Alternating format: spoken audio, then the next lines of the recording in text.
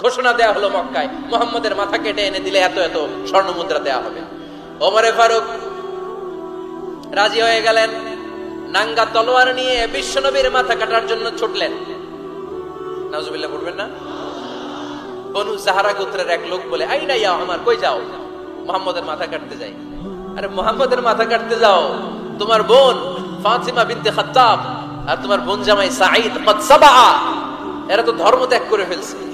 এটা তো আমাদের ধর্ম ত্যাগ করে মুহাম্মাদের ফলোয়ার হয়ে গেছে। আগে ওমর ঘর সামলাও, পরে মুহাম্মাদের মাথা কাটতে চেও। ওমরে ফারুক অবাক হয়ে গেলেন। তলোয়ার নিয়ে বিশ্বনবীর দিকে না যেয়ে নিজের বাড়ির দিকে চলে গেলেন। বিশ্বনবীর আপন বোন ফাতিমা বিনতে খাত্তাব, বোন জামাই সাঈদ আর খাব্বাব রাদিয়াল্লাহু তাআলা আনহু তিনজন মিলে সূরা তাহা তেলাওয়াত করছিলেন। পড়েন সুবহানাল্লাহ। মক্কায় লুকিয়ে লুকিয়ে দাওয়াত হতো।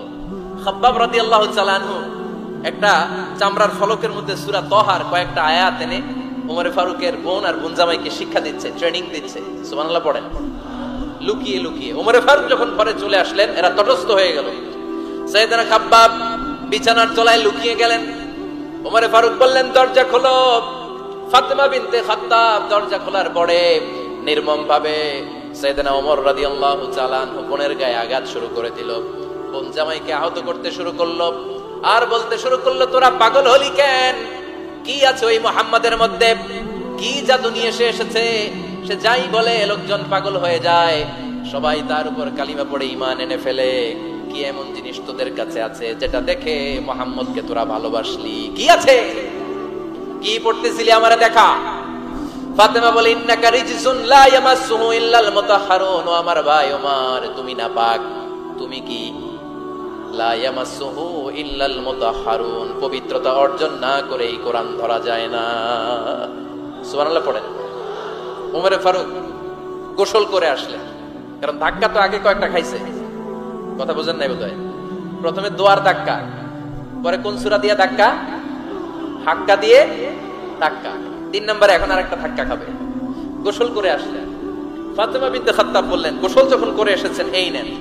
ওমরে ফারুক এবার চামড়ার কাপড়ের মধ্যে সূরা তাহার প্রথম আয়াতের দিকে নজর করলেন। নজর করেই কোরআনের প্রেমে পড়ে গেলেন। পড়েন সুবহানাল্লাহ। ওমর ফারুক পড়তে আরম্ভ করলেন, তাহা মা আনজালনা আলাইকাল কুরআনা লিতাশকা ইল্লা তাযকিরাতান লিমান ইয়াখশা তানজিলাম মিম্মান খালাকাল আরদা ওয়াস সামাওয়াতিল উলা। সুবহানাল্লাহ পড়েন।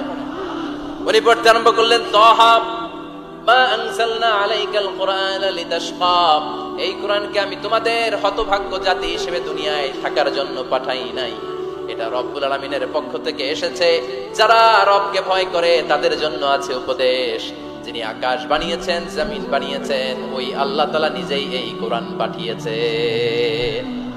আওয়াজ করে পড়তে হবে, আল্লাহু আকবার। উনি খুব ভালো আরবি জানতেন। সূরা তাহা পড়ার পরে আর ধৈর্য ধারণ করতে পারে না।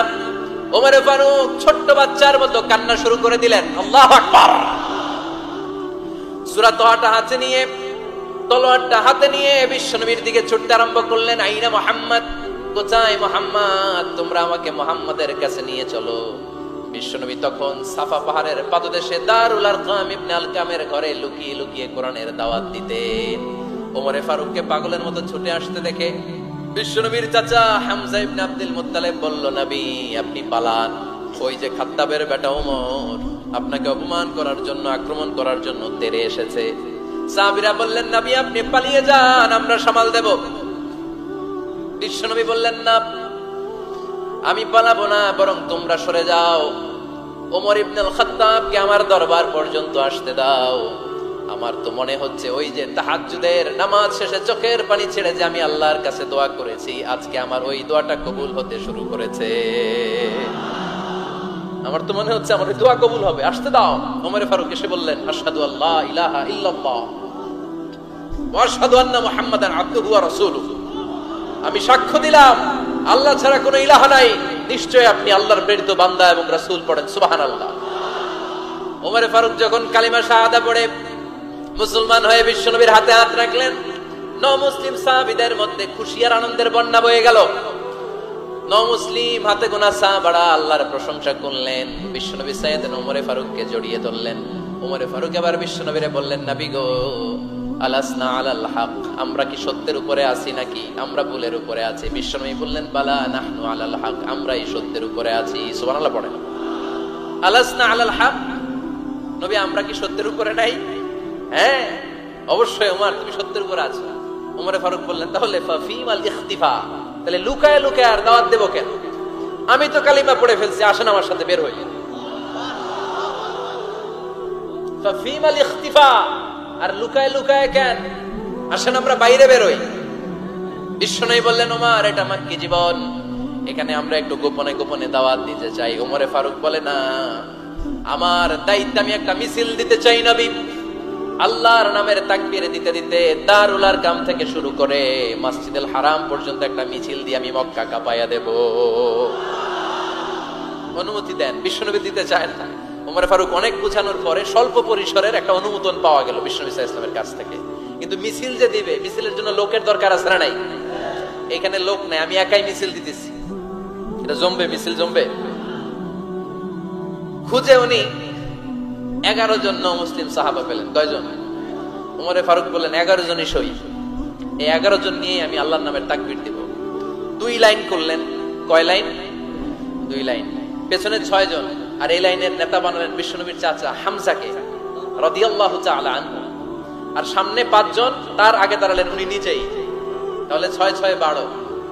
বললেন, এই 2 লাইনে আমরা তাকবীর দিতে দিতে, বেশি না, এই দারুল আরকামের ঘর থেকে, আপনারা জানেন যে সাফা মারওয়া এখন যে সাই হয়, এই সাফার পাদদেশে ছিল দারুল আরকামের ঘর। উনি বলেন, এখান থেকে ওই যে কাবার গিলাফ দেখা যায়, কাবার গিলাফ পর্যন্ত আমরা এই তাকবীর নিয়ে ওখানে যাব। সুবহানাল্লাহ পড়বেন না? ওখানে উনি দাঁড়িয়ে ছোট্ট একটা ভাষণ দিয়েছিলেন। উনি বলেছিলেন, মান আরাদা আন তাসকুলা উম্মু ওয়া ইয়াজামা ওয়ালাদু ওয়া তারমিলা যাওজাতুহু ফালিয়াসুদ্দানি। খেয়াল করে শুনেন, কান দুইটা খরগোশের কানের মতো খাড়া করেন। উনি এক বাক্যের একটা ভাষণ দিলেন। ভাষণ দিতে জানলে বড় ভাষণ দেয়া লাগে না। এক বাক্যের ভাষণ দিয়ে গোটা বিশ্বকে ঝাঁকুনি মারা যায়। চিল্লায় বলো ঠিক কিনা? ওমরে ফারুক এক বাক্যের একটা ছোট্ট ভাষণ দিলেন। মান আরাদা আন তাসকুলা উম্মু, কে আছো মায়ের এই মক্কায়, কে আছো মায়ের বুক খালি করতে চাও? ইয়াজামা ওয়ালাদু, কে আছো বাচ্চাগুলারে, নিজের সন্তানগুলোরে ইয়াতীম বানাতে চাও? কে আছো তারমিলা যাওজাতুহু, নিজের স্ত্রীকে বিধবা বানাতে চাও? ফালিয়াসুদ্দানি, বুকের পাটা থাকলে আমি ওমরে থামাও। ফালিয়াসুদ্দানি, দেখি মক্কায় কার এত বড় বুকের পাটা। কে আছো মায়ের বুক খালি করতে চাও, সন্তান ইয়াতীম বানাতে চাও, স্ত্রীকে বিধবা বানাতে চাও? ফালিয়াসুদ্দানি, পারলে আমারে ঠেকাও। এই বলে উনি আল্লাহু আকবার, আল্লাহু আকবার, আল্লাহু আকবার বলে স্লোগান শুরু করে দিলেন। এক এক স্লোগানে মক্কার মরুজমিন থারথার করে কাঁপতে আরম্ভ করলো। এই মিছিল মক্কার কেউ দেয় নাই। মিছিলের আওয়াজ শুনে আবু জাহেল বাইরিস, উতবা বাইরিস, শাইবা, ওয়ালিদ ইবনে মুগিরা সব বের হয়েছে। কিরে, আমার এলাকায় এত বড় স্লোগান, কার এত সাহস? বের হয়ে দেখে মিছিলের সামনে ওমর। ওমরে দেখে দিছে এক দৌড়। কারণ ওমরে ফারুককে থামানোর মতো বাপের বেটা মক্কায় দ্বিতীয়টা কেউ ছিল না। আওয়াজ করে বলেন ঠিক কিনা? ওমরে ফারুক আল্লাহু আকবার, আল্লাহু আকবার বলে স্লোগান দিতে দিতে মসজিদুল হারামের ভেতরে ঢুকে গেল। কাবার গিলাফ ধরার পরে সেদিন মিছিল থেমেছে। ওই আল্লাহর নামের স্লোগান সেদিন কেউ থামাতে পারে নাই, কিয়ামত পর্যন্ত কেউ থামাতে পারবে না। চিল্লায় বলো ঠিক কিনা?